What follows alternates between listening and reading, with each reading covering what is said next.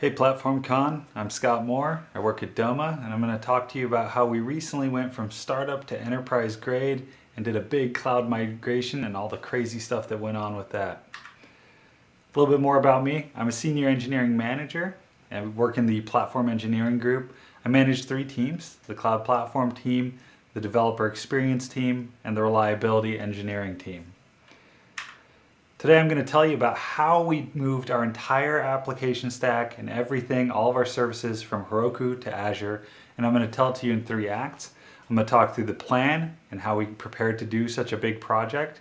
I'm going to talk about the execution and what the things we did that made this successful. And I'm going to talk about some of the challenges we encountered along the way, including a pretty dramatic rug pull near the end. So let's dive into it. The plan. What are we doing? Why are we doing it?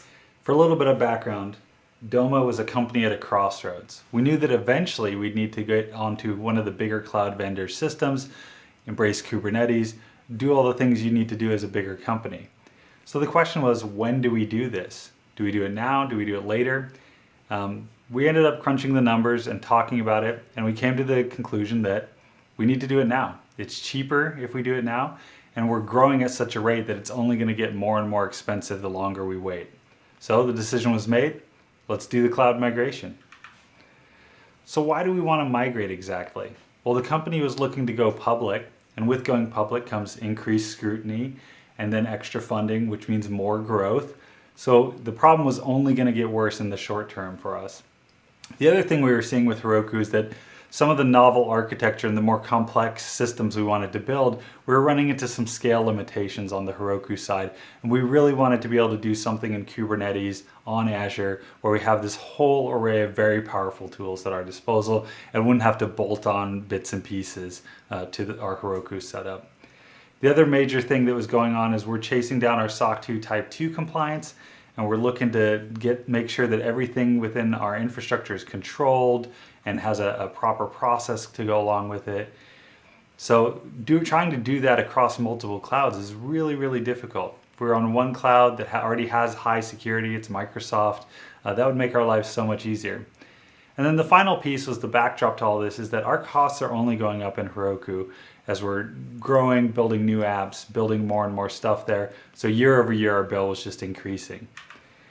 We can't do a migration and we can't accomplish all these business goals of getting that compliance in a divided world. It just multiplies the amount of work we have to do 3 or 4-fold. So we have to unify here.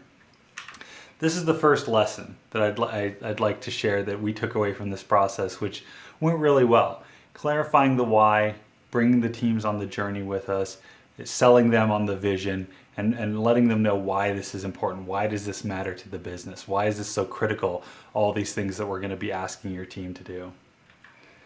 So let's talk about Azure a little bit. We chose Azure for a few reasons, and it's something that I get asked a lot. One of the main reasons is that we had an existing footprint on Azure. We had a contract set up with them, so we were able to get up and running really fast. The team could focus on just building the platform. Didn't have to worry about vendor setup, didn't have to worry about getting everybody in the system. It was already all there for us. User management was already there. We wouldn't have to build a parallel user structure and sort of administer that. We already had a pretty big footprint there. We were able to get some volume savings by jumping on board. That's a really strong point for the business. Saves us a bunch of money. And nowadays, Azure is a mostly comparable offer to the other cloud vendors. They have pretty much everything that we need, and we just had to do a little bit of ramp up on the team. Most of the folks were more familiar with AWS, so we took that hit for the other benefits, the cost savings and all those things. So for us, it was a pretty clear decision. This is the cloud we need to be on. Any other one we'd be on, we would have had to make some pretty big compromises. So in terms of planning, the first step that we took was after we'd kind of laid that all out, what are we doing? When are we doing it? We're building a schedule. Let's look at the capabilities that each team needs to help inform what that schedule should be.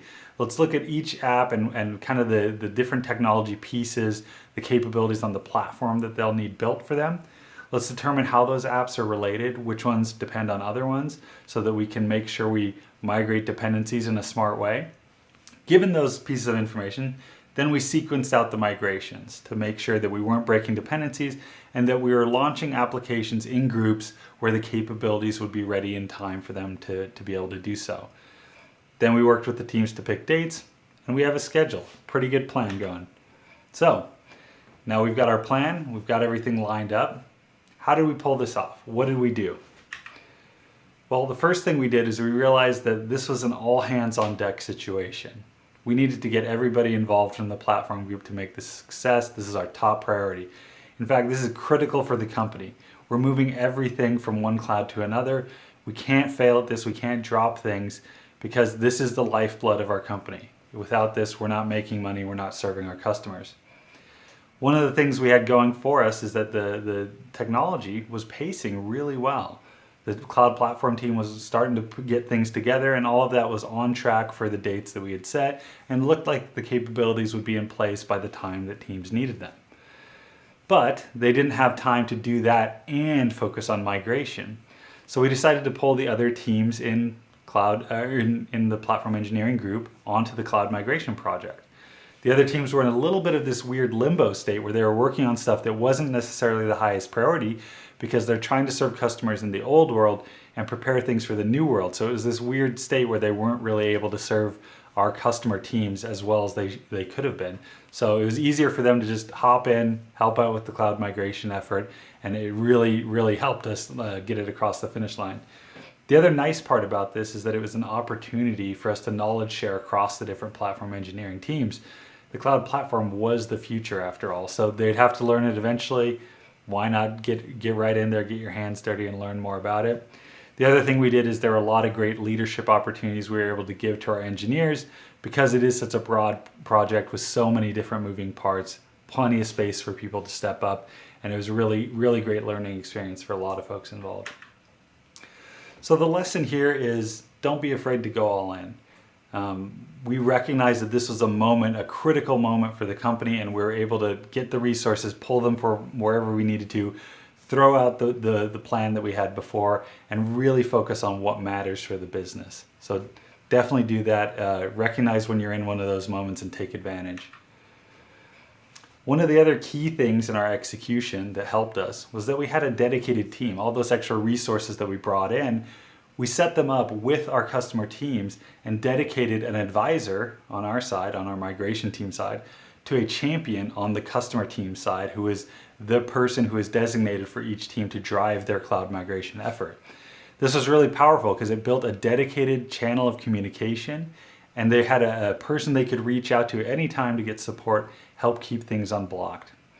With this, we were able to provide a pretty high level of service to our customer teams. It was a white glove treatment, as we like to call it, where they got real hands-on support. It wasn't just that we threw them at some docs and said, go for it. The other key part was that this was separate from the core team that was building the cloud platform, so they could stay heads down, work out all the kinks there, make sure all the capabilities were online. It really helped build that clarity of purpose for each team so they could focus on what they needed to get done. So lesson number 3 from that is that customer experience matters. I think that we wouldn't have had as good of a migration if we hadn't focused upfront on getting teams that dedicated support channel and pulling in the resources to staff that. So we have all this stuff together, we're executing, we've got migrations, we've got a plan, we're done, right? Well, no. So like you would hear in any project, expect the unexpected. We had a pretty big rug pull near the end of our project here that almost threw us off track. So Heroku, I don't want to badmouth them too much. We might have just had a bad salesperson, but we had a pretty big contract issue with them. We couldn't lower our contract with them. They wanted us to renew at the same volume and at a long-term contract, which didn't make sense for us because we're actively migrating off. They were threatening to cut us off. So we talked with leadership. We pulled together a group. We were able to make the call that we're not gonna re-up this contract. We need to get this done on a shorter timeline. One of the big problems that this left us with is we actually had in our plan to leave some key technical pieces in Heroku for the long haul because they have some pretty good tools for specific use cases that we needed. So we now also had to solve for that.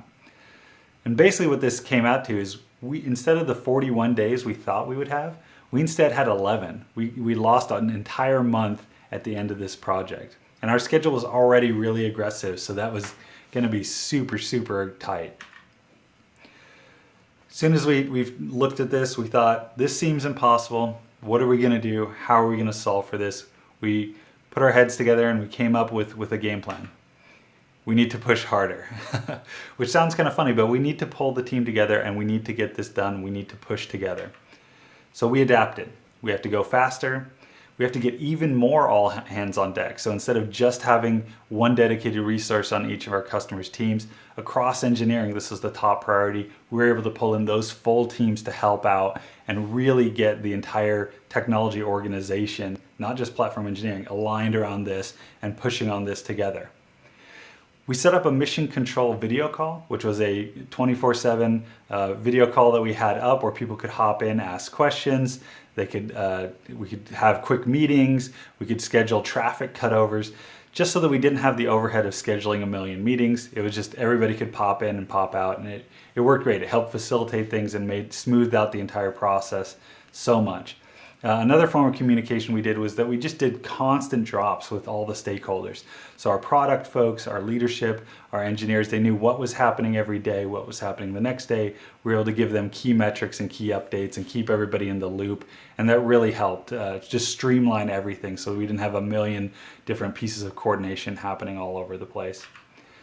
So lesson number 4, build a solid foundation early. One of the things we wouldn't have been able to do this pivot or adapt if we hadn't built that solid foundation and that good support network early on. So how did we do in the end? Our customer teams really stepped up. They put in lots of extra hours, got their apps working on Kubernetes. All 57 migrations that we had outstanding happened in 8 days. We had 3 days to spare for extra testing and making sure everything was perfect. And then we deleted everything. We had a delete party. It felt really good. It was awesome. So we accomplished the impossible in the end. Some key lessons here. Clarify the why. Bring teams with on the journey. Don't be afraid to go all in when the situation demands it. Customer experience matters. Give them dedicated resources if you can. Build a solid foundation early. You never know what's going to happen.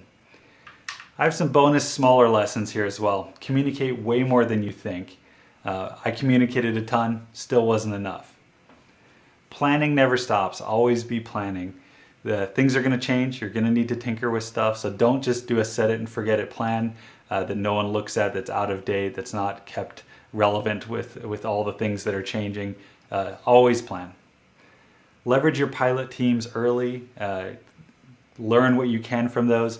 We vetted various pieces of technology with pilot teams early on that helped save us a bunch of pain from later. So definitely leverage those. And trust your customers with powerful tools. We gave them pretty good access to Kubernetes and Azure to build powerful things, and that enabled them to step up when they needed to. So that's it. Thank you for listening to me about our crazy journey in Kubernetes, and thank you to the team at Doma. So many more people worked on this. I'm just the guy that gets to talk about it. We're hiring. All of my teams have openings, so definitely reach out if you're interested in learning more. We have another talk at the conference here. My boss, Michael Galloway, is doing a talk called Build Stuff People Will Actually Use, which is going to be awesome, so definitely check that out. And then hit me up on email or on LinkedIn if you have any questions or just want to talk about platform stuff in general. I would love to chat anytime. And that's it. Thank you so much for listening and enjoy the rest of your PlatformCon.